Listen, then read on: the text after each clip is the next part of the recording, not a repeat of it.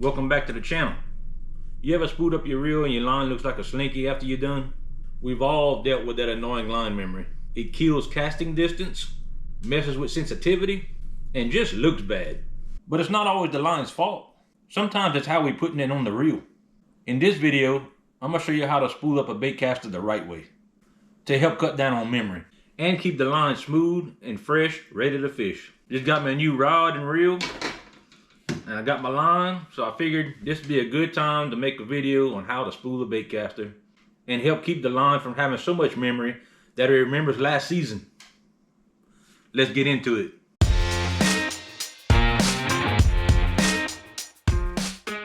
Okay, this is where most people go wrong. You want the line coming off the spool to go back on the reel the same way it's coming off the spool. So I don't want to spool my reel with the line coming off the bottom and the spool's going this way when I try to put it on. That's gonna make the line memory backwards. You're gonna really have some problems. You're gonna really have some line memory. That's where most people go wrong. When you're doing a bait caster, you want the line coming off the top of the spool. That way when you reel it in on your reel, it's coming off the spool and going in the reel the same way that it's coming off the spool. That way you keep the same line memory it has already. You're not trying to make another line memory. That's going to eliminate a lot of your line memory right there. So remember, you want to spool your bait caster the same way it comes off the spool. That's where most people go wrong. Also, some people don't tie their line to their spool. I've learned my lesson by doing that and lost big birthday because all my line came off. So I don't do that no more. I tie mine. This reel happens to have some holes in the spool. I'm going to pass my string through the holes and tie it. Not losing big birthday again because of that. I don't pass it through all the guides. I only pass it through the first guide closest to the reel. Makes it easier for me to handle because I'm by myself. So I'm going to pass it through the first guide. Pull you a little slack so you can pass it through your reel. Pass it through the eye of your reel.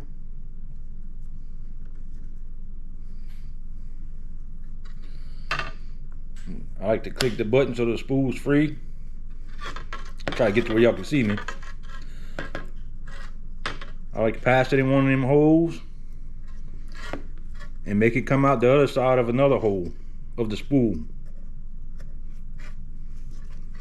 Just like that. Some people like to tie a knot right here and try to cut the tag line. You're scraping your new spool and all that, and it's just difficult to do it that way. So I found the easiest way to tie a knot is after you pass it through your spool through the holes like that, take the tag line, pass it back through the eye of your reel,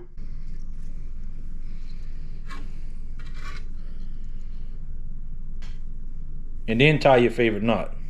I don't make all the loops I usually make on a knot that I tie because I don't want that big knot sticking up in my spool and my string and messed up with my casting. So what I do, I pinch the line and I make about 4 wraps. 2, 3, 4. And that little loop that's made right here, you pass your tag in back through that, wet the line.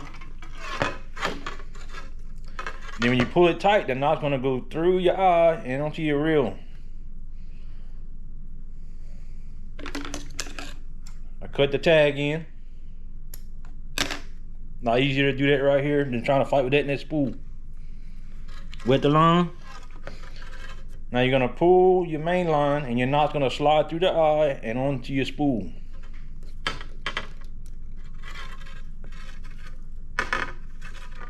There you go. See how easy that was? Instead of trying to fight a knot in here and trying to cut your tag in off, that makes it a whole lot easier right there. Most of the time I'm by myself.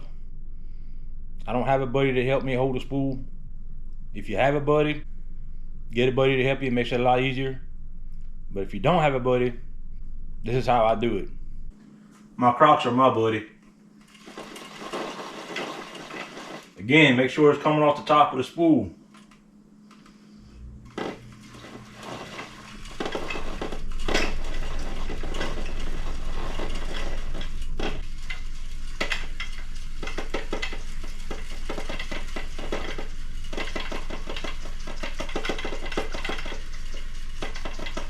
Old pair of crocs come in handy. Spool your rods. You can get wet when it's raining and you're fishing, and they dry off quick.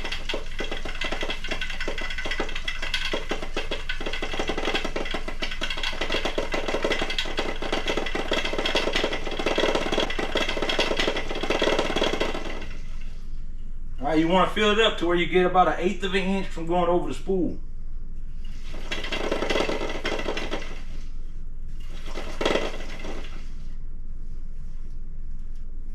That's about good right there.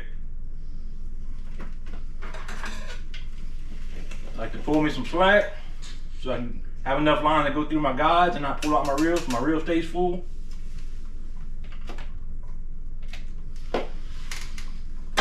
There you go. That's how I do it. So that's how I spool a bait caster to keep the line memory down to a minimum.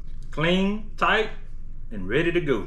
If you've been fighting loops and coils in your line, give this method a shot and let me know how it works for you. And if this helped you out, consider hitting that like button. It lets me know to keep making videos like this for you.